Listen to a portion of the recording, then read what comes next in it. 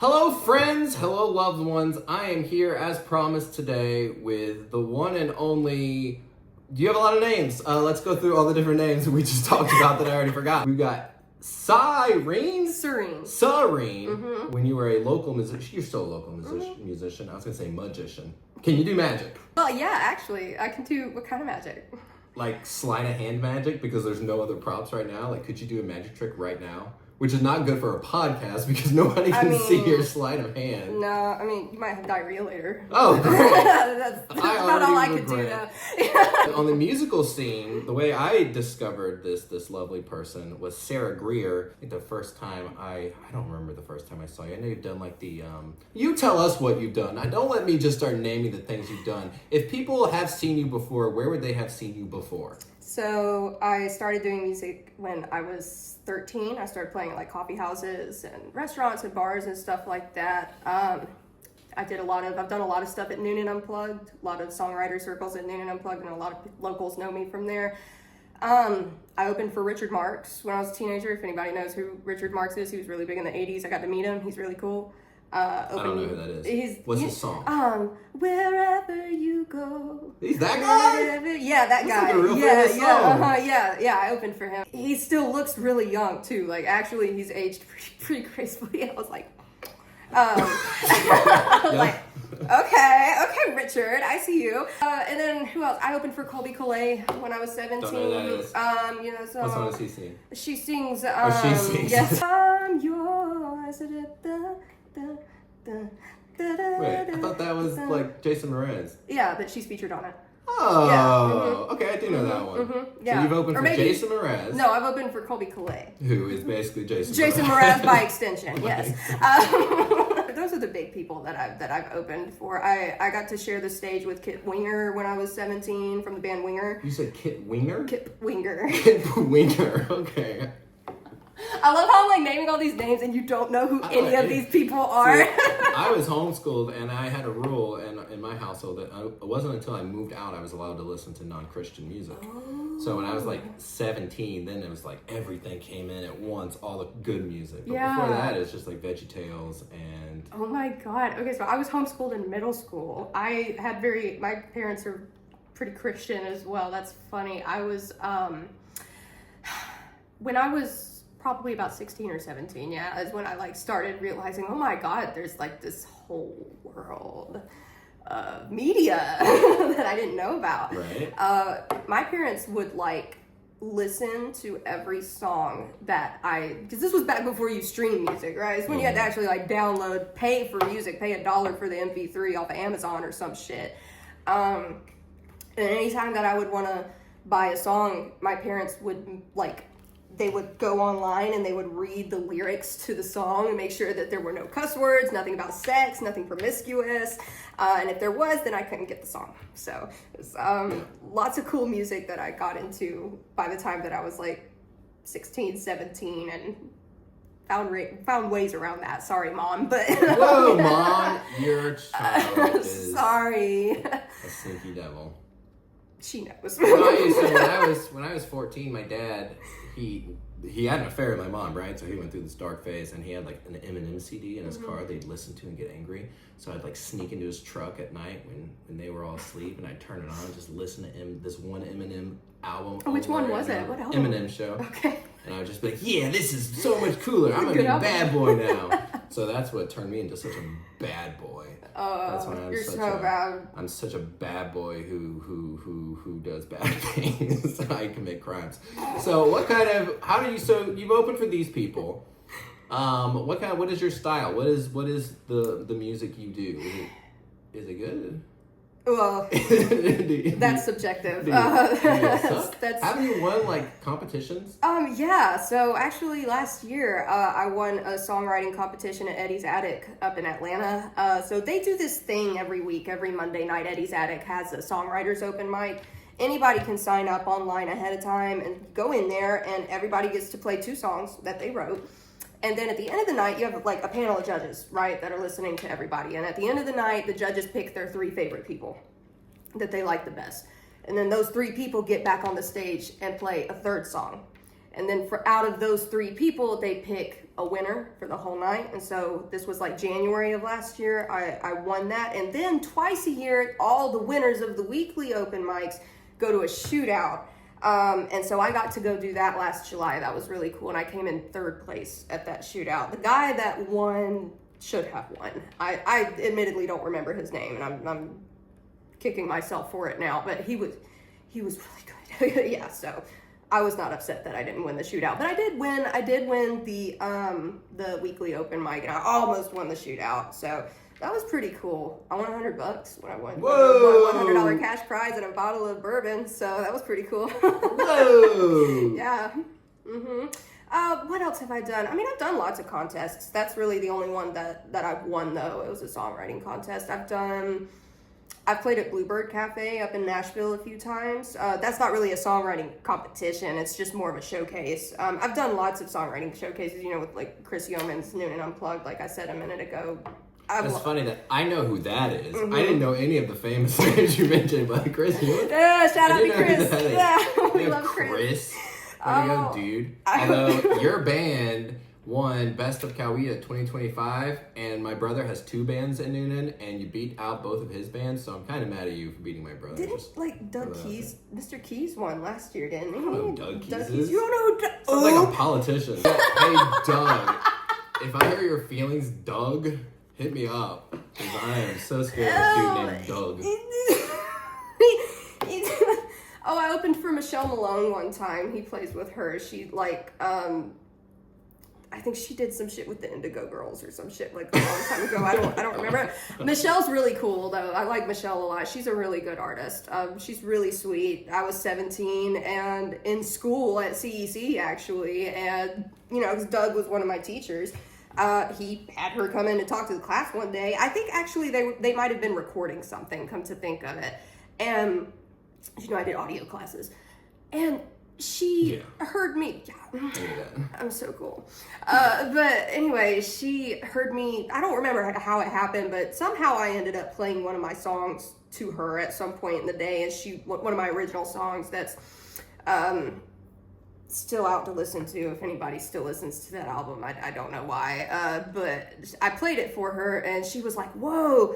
Do you want to come open for me at Eddie's Attic this weekend?" And I was like, hell yeah, I want to come open for you at Eddie's Attic this weekend. So, completely on a whim, just like had never met me before, heard me play one song, and then let me get up there and open for her. And then I low-key kind of felt like I blew it. I'm not going to lie, because my guitar was really out of tune, and I was kind of sick that day and had a bit of a hoarse voice, and I was just, but it was a lot of fun. So, but no, Keys, I'm pretty sure Doug Keys won last year. Chris and her band are great. Chris has given me a lot of opportunities since I was a teenager. I've known her for 10 years now, which is pretty crazy. I met her when I was 14. So now we know how old you are. Yeah, I'm 24. Yeah. Whoa! I'm 24. I'm not a 13-year-old. I know a lot of people seem to think that online for some reason. I'm grown, unfortunately. A lot of people think that I'm like a 12-year-old boy for some reason online. It's pretty crazy. I would not invite a 12-year-old boy to my studio. I would hope not. So I don't know how old you are exactly, but I am hoping you're not secretly a 12-year-old boy. I am a 24-year-old individual, yes. Individual. Yes. So what is the style? How did you describe your style of I music? didn't even answer your question. Well, I'm so interrupted sorry. you with a new question. I'm sorry. ADHD. Rap? No. Are you a rapper? I'm not a rapper. Heavy metal? Pop. I would say pop. It's like pop rock with maybe a little bit of R&B in there from time to time. But I do singer-songwriter type stuff. For the longest time, I did folky singer-songwriter type stuff. I've really been spending the last several months trying to rebrand, because I'm so, I don't know, I've just grown tired of, I feel like people still view me as this little girl from Newnan that plays songs, writes songs and plays guitar, you know what I mean? And that's just, and I love playing my acoustic guitar. I still play it. I still am incorporating it into the songs that I'm recording now, but I'm just really trying to like I just did a song with my friend Roman James. If you don't, you should go follow him. That's the coolest name. Roman is awesome, dude. That motherfucker can sing. He can rap. He can write. He is so talented. Does he have like tattoos all over? He sounds like he would if his name was Roman James. Actually, does Roman have tattoos? Roman, send us a pic. Roman, do you have tattoos? I've never noticed. I've never paid attention, actually. We were writing some stuff just the other day. I actually just, day before yesterday, he sent me the mixed versions of, we're about to have 2 songs come out that are his songs, but I'm featured on them. And I'll have to play them for you before I leave. Like, you can get an exclusive. Y'all don't, but you can. It's very, very, it's like, I would say it's like Daft Punk kind of like 80s synth wave kind of style stuff. 80s synth wave. That's what I would call it. I don't even know what that would mean. 80s. Will you not punch my microphone, please? How many times have I done this? Oh my god. What's funny is I do that on stage all the time too. I have no spatial awareness. Anyway, For this next song, I'm gonna punch my microphone. This next song, I'm gonna punch my microphone and I'm gonna loop it and make you think that it's a drum. Is there a place somewhere in this world to find your music? I would prefer if you went to my SoundCloud, because everything on my SoundCloud is more up to date, and it is also under my new artist name, which is Sýrene. How do you spell it? Syre. Syrene. Okay. Yeah, y'all. And I've got just like some like covers and acoustic demos on there right now. But I'm actually, when I leave here today, I'm actually going to Fayetteville. I'm going to the studio to keep working on recording the new stuff. There's an acoustic demo on my SoundCloud. It's called Riot. It's going to be the single that I release here hopefully in the next couple months. Because I've been in the studio working on it. It's gonna be epic. It's gonna be epic. I'm sorry, I guess that's not 80s synthwave. That one, because it's mine, it's more in my vein of like I said, like pop rock is how I would describe that genre. What's an example of an 80s synth wave? Or is that too on the spot? I don't fucking know. I don't know. Like maybe like sweet dreams are made of things. Okay. Who am I to disagree? Like with the synths in the background. In the background. Yeah, but like. And from the 80s. I don't know where I got the word wave from, honestly, but It sounds way cooler. The frequencies have waves. Okay. We don't see them, but they're sine waves. This is music lingo that I know nothing about. I don't know. Although I do have 5 rap albums out under the. Do you actually? Yeah. You're lying. No. I'm not lying. I don't believe you. 2 rap personas. I had Big G and the CG, which I started when I was 13. Okay. And I did that till I was like 22. And then I switched to Craig Crimson. That was my new rap album. Craig Crimson. Why did I not know this? Because I don't talk about it because it's really bad. That's why you don't know it. It's because it's not something that I proudly tell about. That's up to taste, though. I mean, my biggest hit is a song called "My Girlfriend Is a Cup," and it is a song about. It's featured. I have like 8 features, and it's like 13 minutes long, and we all just sing about what life is like having your girlfriend be a cup. It has lines such as, I open up my cabinet and I suffer such temptation because when she says I'm wet, I call that condensation. Okay. So, wait, actually that's kind of a bar. It is kind of a bar, so. I wasn't expecting that. I love my girl so much, I never hurt her. I turn her sideways, now my girlfriend is a squirter. So there's lines.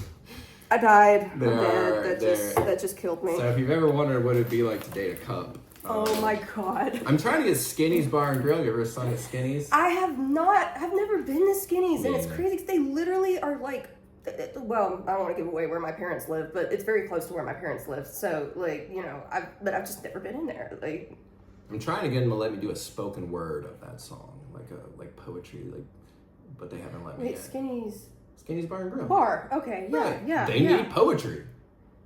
Every place needs some poetry. They do. They have that's my issue. Oh, you gonna say something? I am gonna say something. I just gotta be careful how I say it.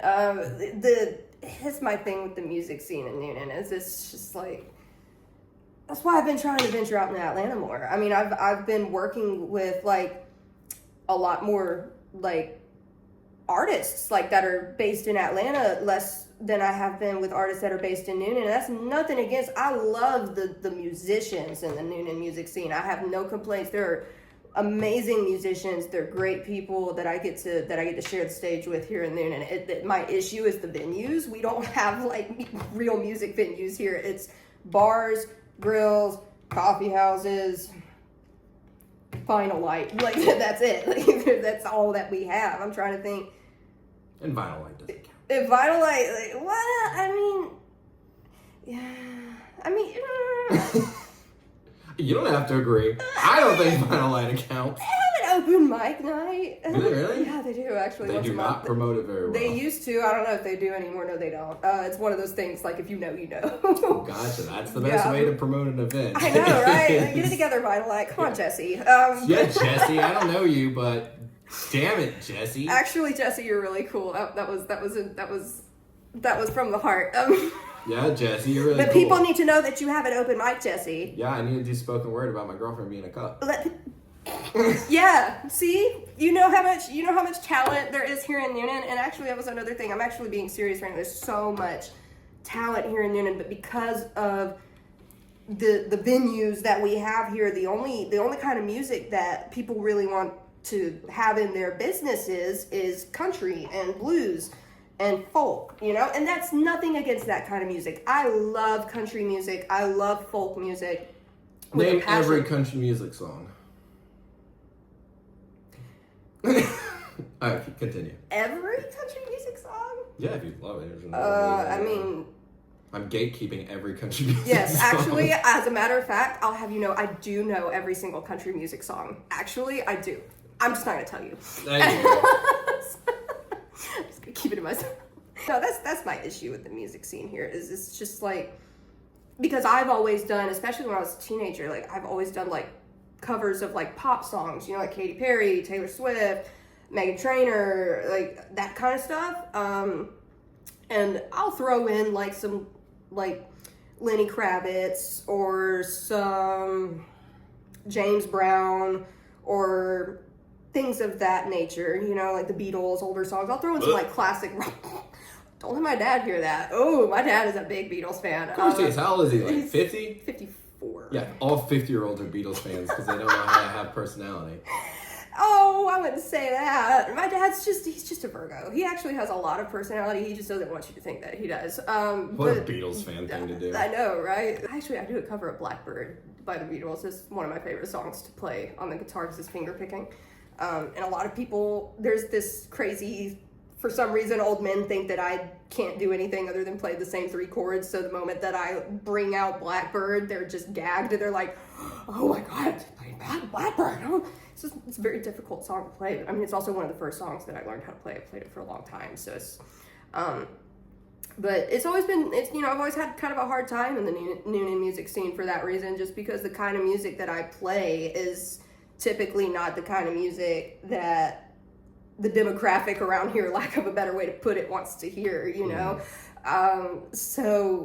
That's why I've started kind of venturing out into the Atlanta music scene. Actually, on August 15th, I don't know when this is going to be up, but on the 15th, I'm doing a show off of Memorial Drive with my friend Rebel, who, that's how I know Roman. I met Roman through Rebel. She's a rapper. She's like rap, alternative rap, rock, kind of in that vein, in that genre. She's also super talented. You want to talk about somebody, you can just give Rebel a beat and she can just go, like, just freestyle, like it's nobody's business, and she'll spit the most fire fucking shit that you've ever heard in your life. You'll be like, oh my God, where'd that come from? And she'll be like, I don't know. My soul. It came from her soul. But Rebel's a good friend of mine too. I really do. You know, Rebel's been a really good friend to me. But she and I are doing a show up in Atlanta. And I'll play guitar for her. I played with her a few times last year, but, you know, I've just had a lot going on in my life the last year. I haven't really been playing out as much, so I'm really excited. I'm really excited to go do that. What venue would you say is the closest to being how it should be in Newnan? Who's the one that gets the most props? It's like, all right, this one is close to getting it. What's the name of that place that just opened? That's what's so crazy is they just opened. It's in downtown Newnan. I mean, Whimsical? yeah. Whimsical Cafe? The Loon? Isn't that with the black walls? And it used to be a vape store. Mm-hmm. Yeah, Whimsical Cafe. Because I remember I went in there. Actually, Doug Keys was playing there with Michelle Malone. And so I went to go see them perform with my family. And it was great show. But I remember going in there thinking, oh my God, is Newnan about to have a for real, like, somewhat semi-for real music venue? Like, because they were talking about, did they ever, this was so long ago, like, they were talking about conjoining the two buildings right there. Yeah, did they ever do that? They did. They have a hallway. They have a separate bar area in the black walled section now. That's really cool. Yeah, so I haven't been in there since they've done that. So I'll have to go check it out. But I would say Whimsical Cafe is probably Red Letter Merchant is pretty cool too. I've met the owner once. He seems like a pretty cool guy. I met him at the Cellar one night. I was supposed to come play there. I texted him and he never texted me back. So what's his name and phone number? I don't remember his name, actually. He was a really nice guy, though. He's busy. He probably just forgot. But I don't know. He hates you. A lot of people do. I don't know. He could. A lot of times I'll think that somebody fucks with me, and then I'll hear some shit that they said, and then I'll be like, oh. Ouch. Okay. I have feelings. There's another one to add to the list. Great. Yeah, I would agree with the Whimsical Cafe. I've hosted bingo there, and I've hosted stand-up comedy shows there, and yeah, they've got a really nice location. It's just that their actual location is like not on the square, so you have to kind of travel, so people forget it exists. You can just get your steps in. That's fine. Just get your steps in. Yeah, promotion-wise, they have a hard time. But yeah, really good place. It is a really good place. I do kind of agree. I wish that it was like closer to the courthouse, like more like on the square. But other than that, I mean, that is probably the closest thing that we have. I mean, and then there's Below the Neck. Never been. I had my album release party there when I was a teenager. That was pretty cool. When you were a teenager, you went to a bar for an album release party? I did. Did they check your ID? No, because I was the artist. Did they give you drinks? Should we shut them down? No, but they let me sit at the bar. Oh, that's against the law. No, I don't think there was because we rented out the room. That was just it.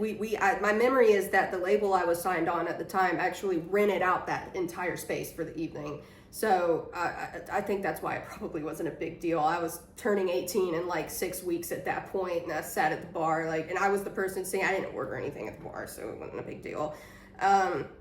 But technically, you're not supposed to sit at the bar until you're 18. You heard it here first. Below the Neck allows children to drink. No, that is not what I said. Oh, that's not what you said. That's what I'm saying. That is what you said. These statements. I said that they accidentally let me sit at the bar when I was almost 18, but not quite 18. But I'm thinking it was probably because I was the artist, and they probably just. I mean, you're 24 now, and you look like you're a teenager. Thank you.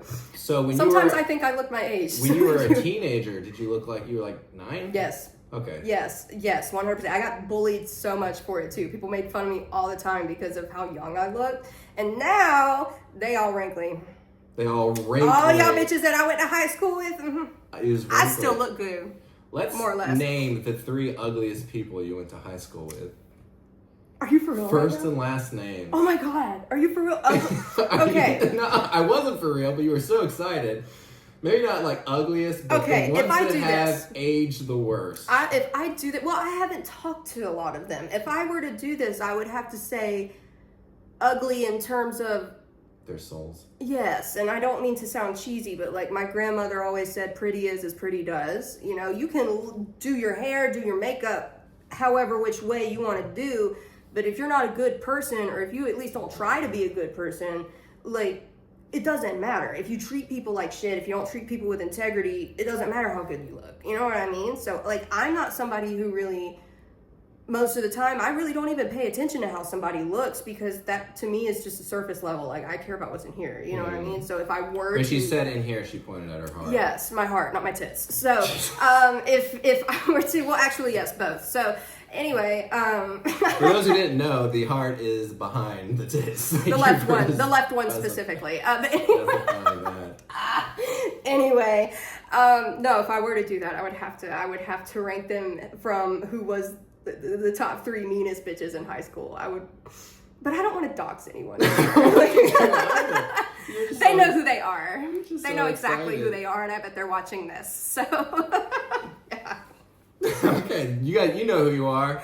You know, oh shit, I did it again. You hate my microphone. Your microphone hates me. I'm the victim. Damn it, Harold.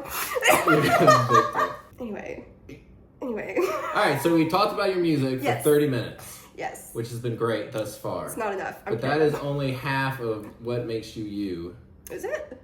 Yeah, the other half Yeah. is your social media presence, which really is, to me, I was slightly nervous. I don't really get nervous, but I was like, oh, I'm gonna meet an internet celebrity today. They're coming over I think to my house. celebrity is a bit of a hyperbolic statement. Well, I am a hyperbolic kind of guy. They call me Hyperbolic Harold for a reason. Hyperboles. We love that. Yeah. We stand hyperboles in this house. Tell us about, firstly, how to find you on social media, because I think it's interesting. Your social media is it's so many things. I don't know how to describe it. I don't either, honestly. So tell us how to find it. Tell us how you would describe what the experience is like going to your social media. I have to disclaim very quickly, because of where we live. I make a lot of political content. And yes, and I want to be very clear. It's been brought to my attention recently that there's been some talk of people think that I just went off the deep end after I got divorced and just decided to do this year. I've always, at least on Facebook and Snapchat, where I just have like people that I knew, I've always been politically opinionated. I really don't even like to think of it as political, though. I hate that it's political. I feel like a lot of what I post is it's just basic human rights. You know what I mean? That's how I feel about it at the end of the day. But anyway, I have to put that disclaimer out there. I know that was a bit of a long-winded, but I have to say that because I know that we live in a very red area, and I am very red. Not a very red person, so unless I've had a lot of alcohol, then my face turns red. So anyway, I thought you were gonna say you drink a lot, you just become very Republican. No, I try to be creative with it. I try to make some of it somewhat comedic. Like the other day, I made a video making fun of Caroline Levitt, and like I used an audio from Madagascar, the movie, to do it, like of King Julian, So like I don't know if you saw it, and then I had like a fake blonde hair filter on my hair too. It looked absolutely ridiculous, but that was the objective, right? I still post my music. Obviously, I post plenty of music content. What else do? I post some spiritual content as well. I'm a very spiritual person, so I have recently started talking about that. Honestly, because people started asking me about it, so I just kind of started talking about it, and it's so funny to me because I wanted to talk more publicly about these things, because like I said, I always talked about them on Snapchat or on Facebook where it's more private, but family and my ex-husband and lots of people would always say, you really don't want to talk about politics publicly because you don't want, if you're gonna be a musician, you don't want to piss people off, you don't want to ruin your career. That's the phrase that I've been told since I was like 13 years old. That was embedded into my brain. Like, you don't want to be too much. You don't want to be too opinionated because you're going to piss people off and you're going to alienate potential fans. And the older that I got, the more that I realized, especially in the last year, I've realized, who am I alienating exactly? Racists? Like, sexists? Transphobes? Okay, great. I don't want them coming to my concerts anyway. Because I want my concerts to be a safe space for people who know what it's like to be ostracized from society, because I know what that's like too. Because I've struggled with mental health my whole life. I was diagnosed with, that's another thing I talk about on my page. I talk about mental health. I talk about how I wasn't diagnosed with autism until I was 22, how that has caused a significant amount of trauma in my life. I also have ADHD. So I haven't been to therapy in several months. I wonder if my therapist is going to see this. I'm sorry. I'll be back soon. What's their name? Dr. Kelly. Shout out to Dr. Kelly. Your client is not well. I'll be back soon. Ish, I promise. Let me get my ducks in a row. Well, that's what the therapist is supposed to help with. You're not supposed to have your ducks in a row before going to therapy. What do you mean? I was in therapy for 6 years until my stupid therapist died this summer. Oh my God. Right? How I selfish remember of him. you. Stop it. Oh my I God. mean, out of love. I remember you posting about that, and I thought, whoa. I was like, I was honestly so sad for you. I was like, that's really fucked up. Oh, well, thanks for reaching out and letting me know how Did I? No, you didn't. I thought I commented on the post. Did I not comment? You laugh reacted. Did I laugh? No, I'm just kidding. I was like, I at the very least, like, sad reacted or Probably. some shit. Listen, you have to, here's Posted one a thing. sad cat gif. Let's lay this down right now. Lay it. Because I got so many people in my personal life that be saying shit like this, too. Look, I'm terrible at texting people. I am terrible at answering the phone. I am, like, I'm one of these people. I probably saw your text when I was in the middle of doing something else, and then I just completely forgot to respond. And It's then almost like you have ADHD. I know, right? It's crazy. And then like 3 whole days later, bare minimum, sometimes it's like a week or 2 later, I'll just be like, oh shit, I didn't text Harold back. And like, you know, and then I'll text you, and then you'll be like, damn, I didn't even, and anybody who knows me is going to be watching this and be like, Yup. that fucking bitch. I think we messaged 4 times over the last like 2 months to put this together. So That's totally another fine with me. We didn't need to. No, that's just it. I'm so bad at answering, and yet at the same time, I am chronically online. So I'm just like, I don't care if I was on Facebook. I don't care if I'm active on TikTok. I'm gonna answer you. I will always answer you. It's just a matter of when. It's actually kind of fucked up. Maybe it's something I should talk to my therapist about. How many unread messages do you think you have right now? I don't know. You wanna look? Yeah, let's look. A lot. Like, let's look at my Snapchat. That's probably where I have the most, because I never check Snapchat. Yeah, see, just like immediately. It's a lot. For those who can't see, because you're not showing your phone, which is fine. You don't need to show your phone. It's fine. It's a lot. And now everyone who sent me a Snapchat in the last probably like month are are gonna be like, damn, so you did see where I sent you a snap. Now I have to catch up when I get back home tonight. Great. Okay, it's fine. Yeah, you brought this upon yourself. I did. By not going to therapy. It's fine. I'll just... Yeah, I did go to therapy, though. I did. And then what ended up happening was I moved earlier this year, and then I moved back here. And I just haven't scheduled an appointment. I was gonna schedule an appointment, and then I'm still on my dad's insurance. He changed jobs, and so he's in between insurance plans right now. So like, I actually do kind of have a genuine reason to have not made an appointment, because, you know, I'd have to pay for it out of pocket, and that's like $200 a week, you know. So yeah, something like that. And I need to go like probably at the bare minimum once every other week. I can't afford that with my $12 an hour wage that I make currently. Where do you work? I work at a smoke shop. Oh, yeah, of course you do. I love it. I just recently started. I've been doing sound work, like 1099 contract work for the last like several months, and just barely scraping by doing that. And between that and the occasional TikTok check, I've been able to get by. But I really just needed something a little bit more consistent, you know. So I started working at a smoke shop, and I ended up getting evicted for something that I didn't fucking do. Literally roommate went to the landlord and told her that I was driving home drunk, that I had been driving home drunk from the bars, is what she said to me. And I'm like, we went to a bar. We went to the fucking Alamo, okay? We were living in Carrollton, okay? You know where the Alamo is, an hour away. I had 2 beers. Ooh, And I had wasted. I had 2 beers and 1 shot of Jameson. They were all spread out over the course of like 3 hours. It's not like I had it all at one time. And then I, you know, had a giant...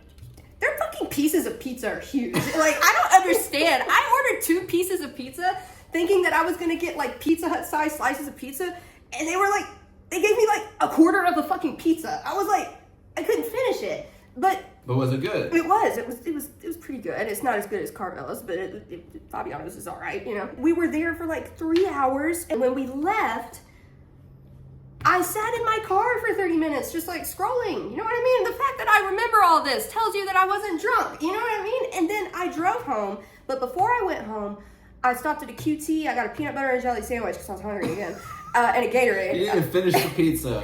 No, I didn't. You stopped the QT. Because it was... You hear that, everyone? You heard it here first. The Alamo pizza is not as good as Quick Trip peanut butter and jelly pre-made sandwiches. It's, you know, honestly, I have to look, something about those little Smuckers peanut butter and jelly sandwiches with the grape jelly is, maybe it's because it's nostalgic. I don't know. It just like reminds me of being in the cafeteria alone and nobody wanting to sit with me. And you want to relive that at 2:30 in the morning. It's like, well, what do I want to think about? Oh, let's think about my high school lunch. Give me that QTPB.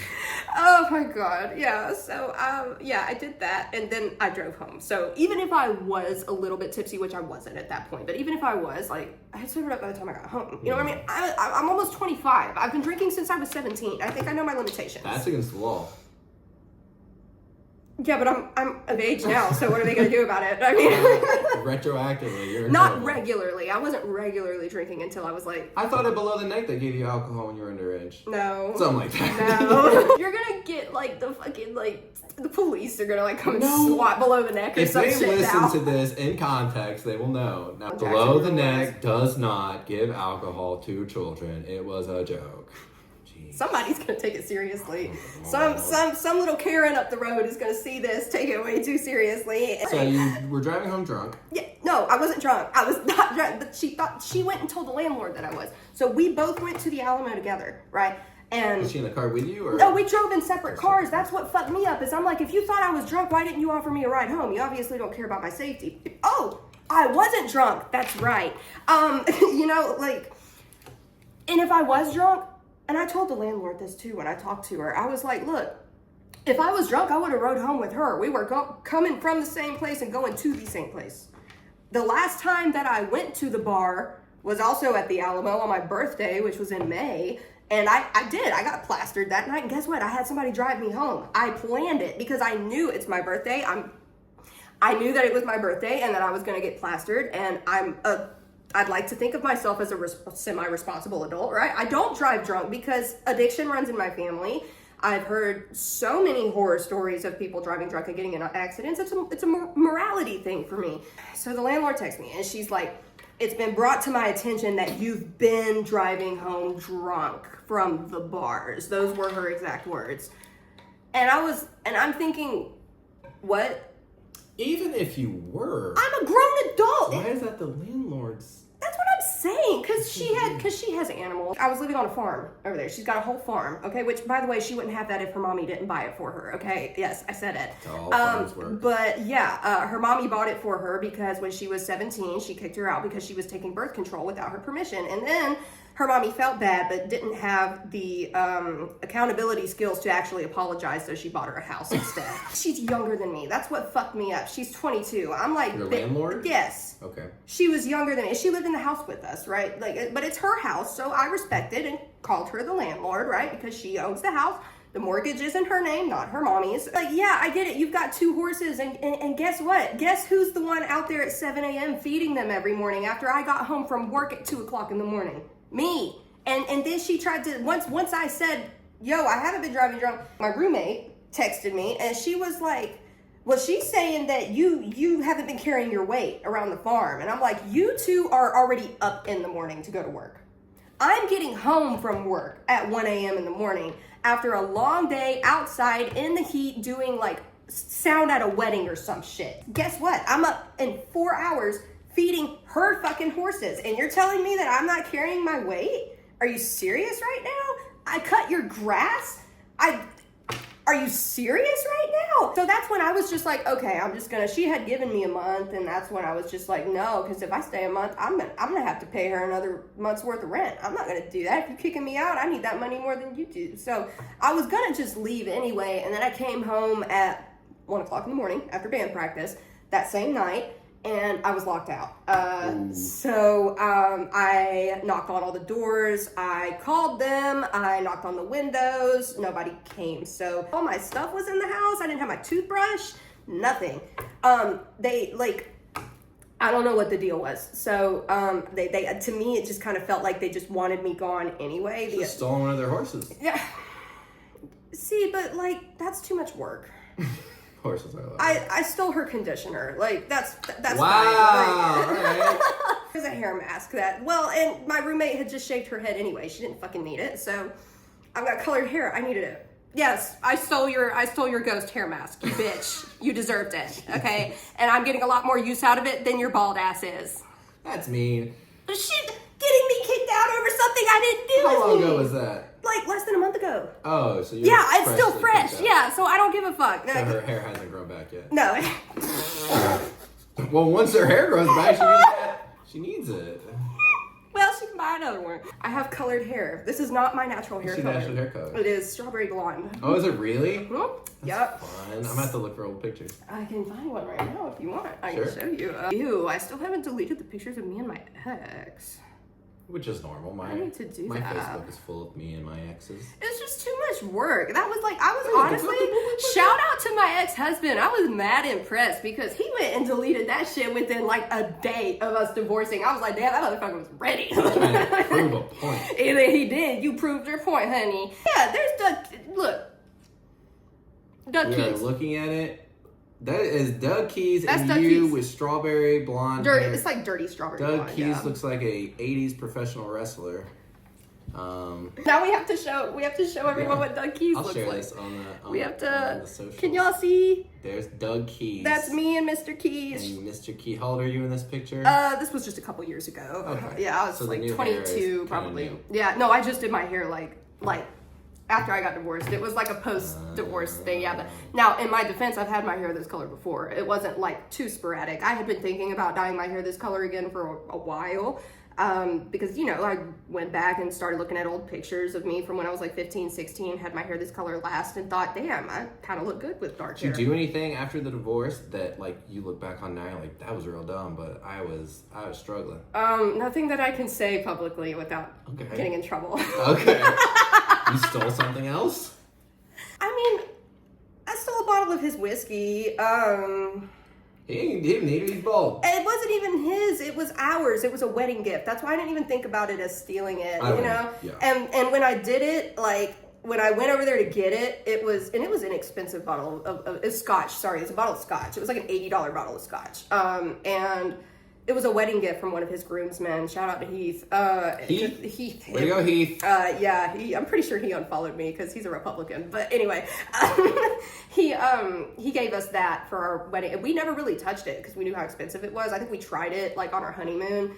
But other than that, we never really drank it. It had barely been drank. And then I went over there to get something else, and I saw where he had been drinking it. And I was like, oh, no. You've had your fair share. I'm the one who's getting like fucking like, you know. I don't want to go too much into the. I mean, I can. I don't know if we have time for me to go into the weeds of that. That would be like a part 2. But yeah, we'll save it. Divorce Chronicles. Yeah, that's what we'll call it. Yeah, no, I took I took that because like it was well over halfway empty when I saw it, and it's a big bottle. That like 80 proof, you know. I was like, damn bitch. So yeah, I took it, and then I went on my Snapchat later that night and I posted, I was like, look everybody, we stole his liquor. And then like that Snapchat, this was before my social media blew up. This was back in like November, December. But for some reason, I had always averaged maybe 50 to 60 views on Snapchat stories. That particular story got 300 views. And I was like, y'all some messy bitches. Like, I post about my music. I post about things that I care about. You don't care about. The moment I start posting about some drama-ass bullshit in my life, everybody's like going... I don't know what was up with that, but I've noticed that also, even since my social media has blown up, I've noticed that people love drama. They love to be entertained. And so I'm like, I have a lot of drama in my life right now. I might as well capitalize off of it, you know? And I have. TikTok paid me $150 the other day, bitch. So for a month, or for a week, or stop hitting the microphone, or you don't have to tell me. Yes. It was for like 2 months. Okay, but I don't care. It paid my car insurance. No, yeah, I get paid by Facebook for Herald stuff, and do that. Does Facebook pay? Mm-hmm. I didn't know that paid because I know that Instagram doesn't really pay unless you do like Instagram. brand deals. Yeah, I wish that Instagram paid because if Instagram paid, I'd probably have a new car by now. I have exponentially more views on Instagram than I do on TikTok. And I feel like that's because TikTok has been purposely shadow banning a lot of my content ever since the TikTok ban, and then it came back. Everyone has said that they feel like TikTok has been different since then, and I've noticed because it was right before that happened when I blew up, and then it was gone for a few days. Went dark, came back, and then I was really struggling and I'm still struggling. I've had a couple viral videos on TikTok since then, but yeah, everything I see of yours is on the Instagram. Yeah, and Instagram is crazy. I did the math the other day. One of my videos about Anne Frank, I counted, and it's funny because like I'll get the occasional text from somebody like, yo, this liberal hate page shared your video on X or some shit, you know? And that particular video had a lot of like hate pages share it because it was intended to be stupid. Okay, it got your attention, didn't it? The information itself was not stupid, but I was doing stupid things in the video to grasp your attention with my dad's busted ass ceiling fan in the background.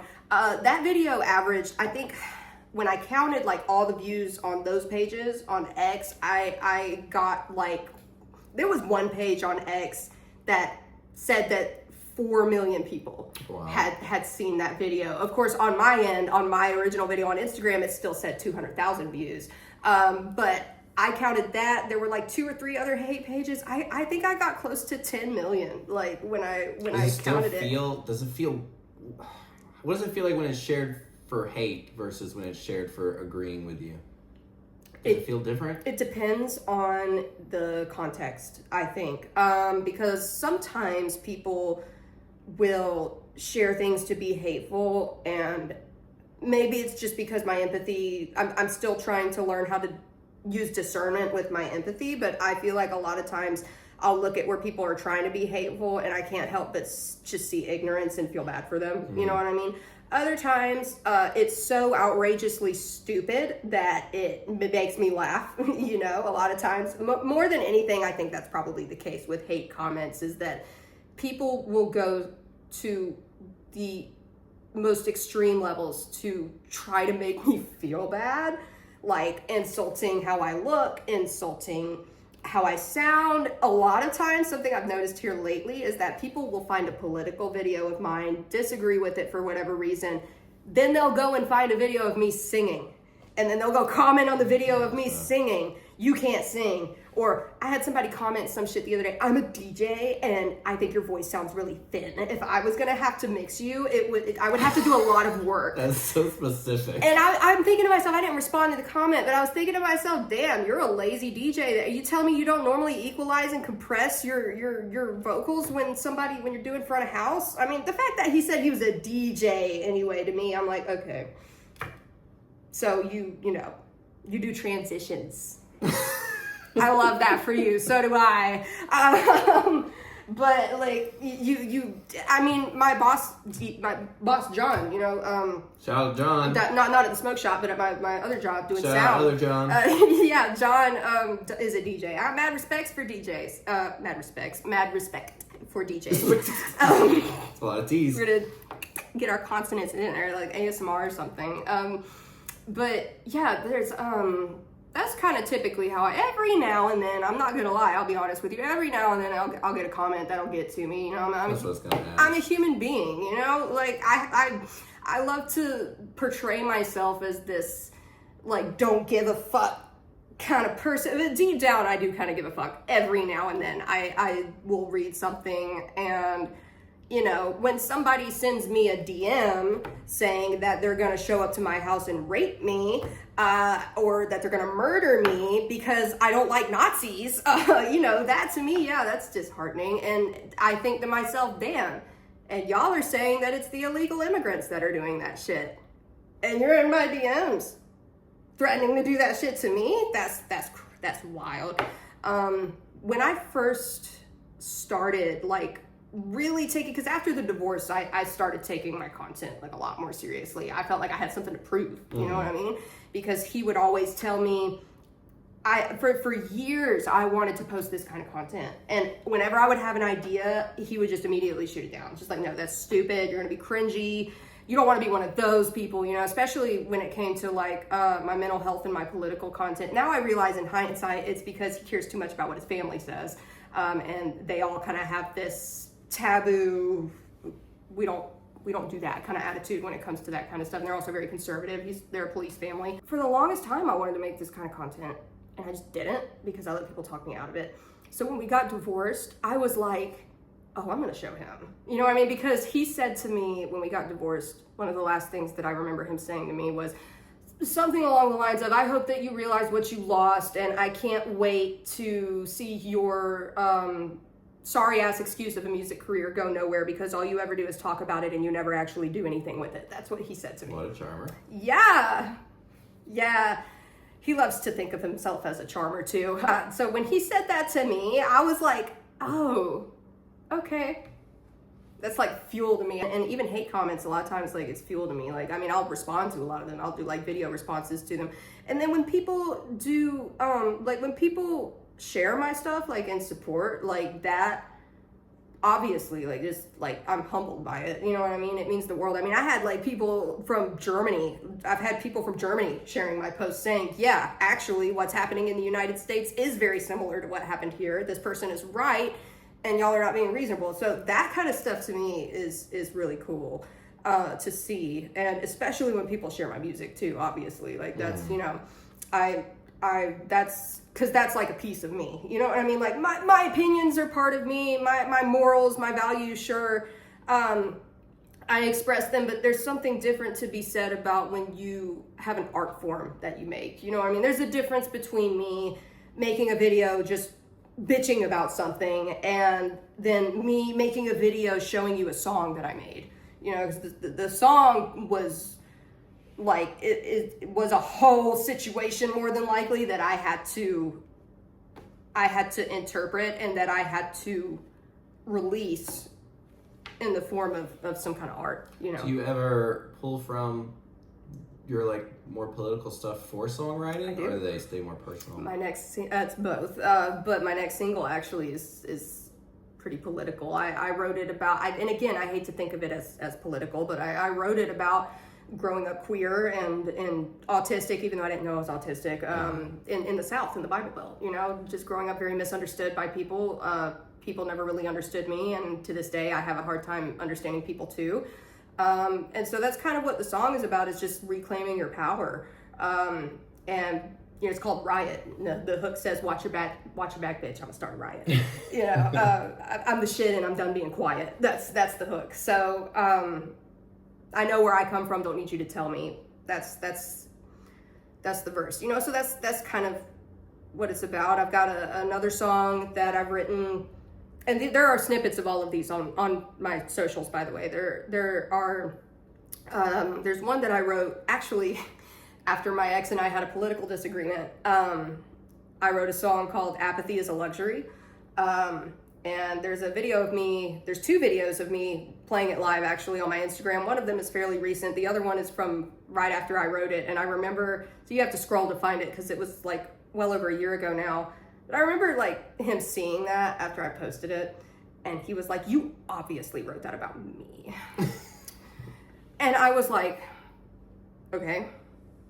And I was like, yeah, I wrote it partially. I kind of lied. I'm not going to lie because I didn't want to. You kind of lied, you're not going to lie. Love it. I'm not going to lie to you because I lied to him because I told him, oh, it's not about you. I panicked. You know what I mean? Because like, I knew that he was probably going to try to pull some fuck shit after that. And obviously I panicked. I was like, no, I didn't write it about you. I wrote it, you know, it was kind of inspired loosely by that discussion, but you know, but there's a video of me saying apathy is a luxury that we just can't afford. Believe me when I say there's nothing I want more. So it's just kind of about watching everything going on in the world. And like, I wish that it wasn't happening. I wish that I could turn away and not have to worry about it. But when it starts affecting people that you care about and starts affecting people that you love, and when it starts affecting you, like, and quite frankly, it shouldn't get to that point. If you want me to be completely honest, I don't think that it should take that for people to care about other human beings. I don't think that you should have to know somebody else to care about them. You should just be able to look at somebody else and see another human being and be like, oh my God, what's happening to them is wrong. Like, and like, you know, you see a starving person, or you see like here in the States, you know, people not getting proper medical treatment. You know what I mean? Like, it shouldn't take it having to happen to your mom or your sister or your daughter or somebody for you to care. You know what I mean? You should just be able to read, oh my God, you know, women are dying because they're not getting proper health care, and that's fucked up. Mm-hmm. You know, and you should care about it for that reason. And unfortunately, most people are not that way. But that's what I wrote the song about, was, you know, I was trying to appeal to him because he is not that way. He only cares unless, you know, the only times that he cares is when it affects him. That was kind of what the song was supposed to. I was hoping it would appeal to him from a sense of, this is starting to affect us, you know? And it didn't work, but it's great because now it's got a few thousand views online, so, you know, it's fine. Do you think that in serious relationships, marriages, deep relationships, that you can make it work if you're two very different, we're going to keep using the word politically moral people? Can it work? In this day and age, I don't think so. You don't think so? I don't think so in this day and age, because if you had asked me that like 10 years ago, I probably would have had a different opinion. When you were 14, I would think so. Yeah, honestly. Okay, well, let's pretend that I wasn't 14. If you just that the world was different. Yeah, well, at this point, it's a matter of, like I said, you either care about other people or you don't. Okay. You know, you either see a starving infant in Gaza and you care or you don't, and like, seeing something like that, like, sure, there's an argument to be made that we've become desensitized to it. 100%, I know that I have. Especially when you're just looking at it from the other end of a screen, you're not witnessing it in real life. Your brain, I feel like, probably doesn't process it the same way. But it doesn't change the fact that that's another human being on the other end of your screen there, that and their child is starving, or their daughter almost died because she couldn't get health care when she was pregnant or something like that, you know? So yeah, in this day and age, I don't really think so. I think, like, it's okay to have different opinions. That's not what I'm saying. Like, you can have, because, like, my parents have been married for 30 years, and there are plenty of things that they don't agree on when it comes to politics. You know, my dad was always a Republican growing up. Ever since Trump came along, though, he's really kind of changed his, as a lot of people have. He's really kind of, and that's why it bothers me when people say you're going to get more conservative the older you get, because I've watched my father do the opposite, and I cannot adequately express enough how proud I am of him for that. I probably don't say that to him enough. Matter of fact, he probably needs to hear that from me, because this is the moment. Yep, Dad, I'm proud of you. I'm proud of you too. I know that what's his name? Tim, I was close. Timmy G. We are very proud of you. Because it takes integrity. It's only human nature to be influenced by the opinions of other people around you to some extent, other people more so than others. The older I've gotten, the better I've gotten at not being that way so much. But I've seen it in both my parents. You know what I mean? I've seen, and I love them both to death, but especially my mom, just like, they care too much what people think. And so they don't understand what I'm doing with my social media at all, because all they see are the hate comments that I get. And they're just like, how do you, like, why are you doing this? It just seems like you're just doing it. Like, how does it not bother you that people are, I'm like, because I don't know those people. You don't have to care what people say about you to care about people. I care about people, especially when I see people suffering. Of course I'm going to care. But when username 1234 whatever the fuck comments on my video that I have big nostrils, like, I don't care. I'm sorry. Like, I think it's funny. Matter of fact, in the next video I post, I'm going to be flaring my nostrils more so that he comments it again and the video gets pushed into the algorithm farther. He may have a nostril fetish. I was going to say, he probably does. I mean, that's the other thing is that I've learned doing this is the people project like crazy. People will assume things about you that, I'm sure you've seen this. People will assume shit about you that is not true at all, and you sit back and you read the comment and you're like, what kind of fucking person are you to just assume that that's what I meant, or to just assume that that's who I am based off of like a few videos at most? I think a lot of these people just haven't been punched in the face. You know what I mean? Like, these are people that would never say this shit to your face because they know that if they said it to somebody's face, they would get knocked out. That's why these people create burner accounts with no profile picture, no followers. Half of them don't even follow anybody on them. And then they go and leave the most obscene comments on random people's videos because they know that they won't be held accountable for it. Have you run into any people that have become haters that you used to be like close to personally? Yes. Okay.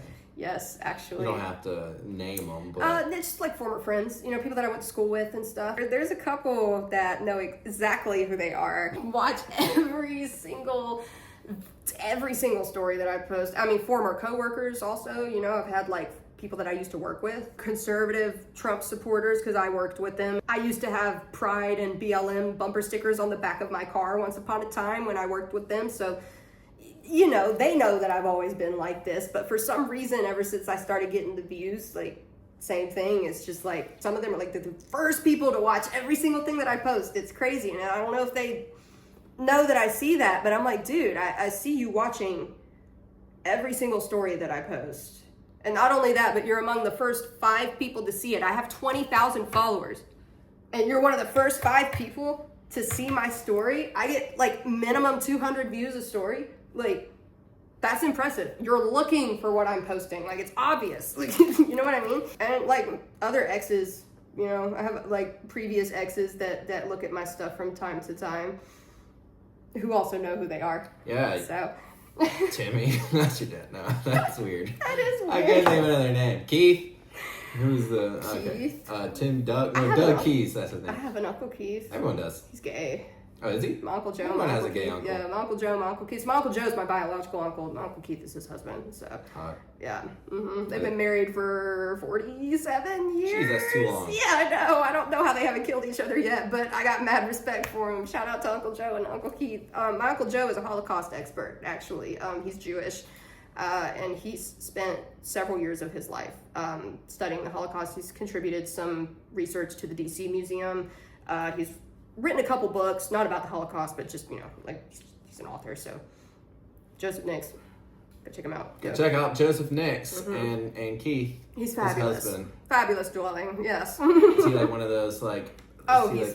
Yes. Yes. You know oh exactly my God. what I was going to ask. Yes. Oh my God. That's why, and it's so funny to me because all I have to do is breathe around my mom, and she's like, you sound like your Uncle Joe. And I'm like, because apparently that's where I get the sass from. Especially when I post videos, I've tried to kind of channel, because people seem to really enjoy when I get sassy in videos, you know? So I've tried to channel that.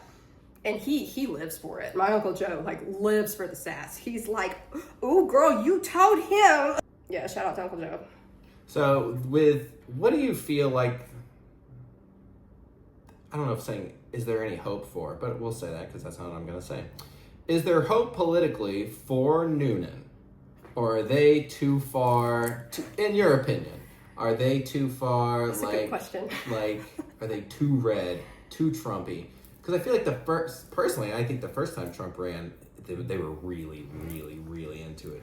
Compared to this last time, not quite so much. Flags, merchandise, talk about it. Somebody in my parents' neighborhood had a Trump inflatable for Halloween last year. Cute. Yeah, I was like... See, that might mean they're not a supporter, though, because they're like, he's scared. No, they had a Don't Tread on Me flag in their yard, too. Well, did they put it up during Halloween or all year round? All year round. Okay, never mind. And they had... I'm pretty sure they had a Trump Pence sign out a few years ago, too. To answer your question, I think that as more people move here, there could be. That's something that I've noticed is as the movie scene has blossomed here, particularly in the Sonoya area, because I always thought that. I always thought, man, Newnan's never gonna fucking, you know what I mean? I always thought, we're too far gone. But as more people have moved here, I've ran into people that I'm like, oh, okay, wait, cool. You know, especially people that have moved from Atlanta to down here. I really realized that when No King's Day happened. That's what made me, because I wondered, I was kind of on the fence for a while about, you know, because Coweta County has always been a red county. But as more people have moved here and then New King's Day happened and I saw all those people out in front of the courthouse, I was like, whoa. So people here do care. And so then I got to thinking, wait, So I do have an audience here in Newnan. Like, I just haven't found it yet. Right. Yeah, so hopefully this helps. But yeah, I think there is. I think it's just gonna take a few more years probably. All right, we'll do one more thing and then we'll get out of here. You want to play something and sing something for the listeners? I can try. You brought an instrument. I did. I didn't prepare anything though. What the fuck We did I didn't do? need you to prepare anything. Just Oh, it's over there. wing it. So where did I put it? Don't you always have something prepared technically because you're a musician? I mean, sure, but okay. What am I gonna do though? I don't know. Like, What do you feel the most inclined to play on your ukulele? This is the sound of her tuning it. Great. You could have done that before you brought it. I know. Well, even if I did, this is my brother's ukulele. It's never had the strings changed once. I'm looking at you right now, Nathan. You don't take care of your instruments. Yeah, Nathan. Although he could probably argue that I leave my guitar in my car more than I should. But And you've already dropped this since you've been here. don't say that. Now he's gonna I'll take text me. that out. It's I'll take fine. that No, out. it's fine. We could leave it. It's You dropped it on a pillow. He got mad and broke one of his ukuleles. I'm pretty sure intentionally when he was a teenager. So he'll live. He's obviously not missing it. It's been in my parents' basement since he moved out like several months ago. So. Oh my god, I have like a... That's a part of the beat. I could like do a shaker thing. Hold on, let me take these off. That's gonna get on my nerves. Can you improvise songs? I can try. I can't guarantee it'll be good. Sing a song about a space cat. A space cat? Yeah. A space cat. Doesn't have to rhyme. It doesn't have to rhyme? It doesn't have to. You can do whatever you want. See, because that's always my issue with freestyling is I feel like everything has to rhyme. I haven't played ukulele in a long time. We'll just do like a little 4-chord progression.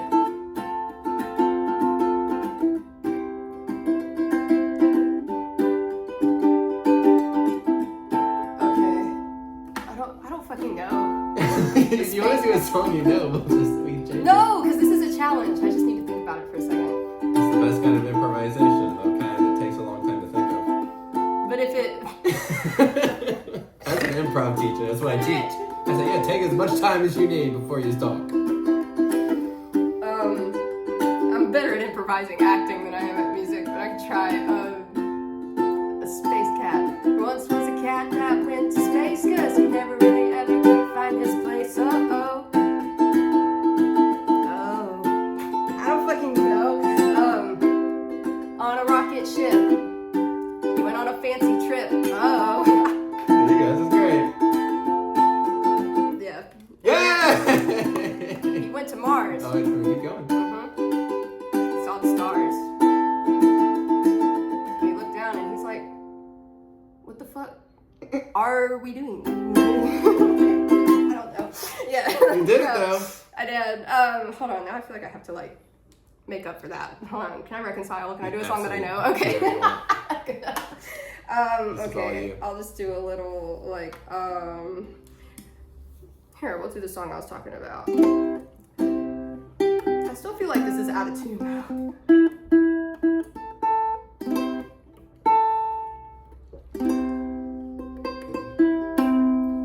Yeah. It's a little better, okay. Apathy is a luxury that we just can't afford. Believe me when I say there's nothing I want more. I wish we could pack our things and walk right out this door. Oh, but apathy is a luxury that we just can't afford. I know you, you know me, we've both been here before. Empathy seems to be too much to ask you for. Until they call to ship you off and fight somebody's war. Oh, then apathy's a luxury that you just can't afford. I forgot the words. I fucking wrote this song. I've never played it on a ukulele before. I'm not warmed up at all. Okay, I got it. So pardon me if I seem just a little torn. I just wish you didn't have to be employed. Turn your head and look away till danger's at your door. Oh, then apathy's a luxury that you just... Wait, I fucked it up. Oh, then apathy's apathy's a luxury that only you can afford. Cause you're a straight white man and you're the only one who can afford fucking apathy. Is that actually part of the song? No, that was improvised. Yes. All right, remind us how to find you on the social media and the music, and we'll get out of here. Yes, at Real Syrene, RealSyrene. That's on TikTok and Instagram.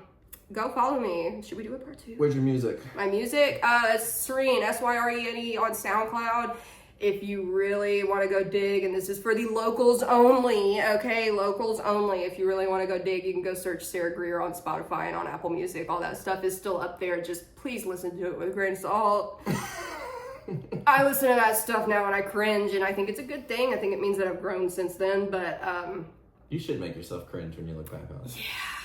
It means you were trying stuff. No, I won't say that, but we don't have time to get into that. Part 2, today. we'll Part get 2. into that. Yes. Thank you all for listening. Yes. Thank you for being lovely and singing and just talking and talking and talking. I'm a Gemini, it's what I'm best at. I don't know what that means. That means I talk a lot. All right, bye everybody. Love you. Bye.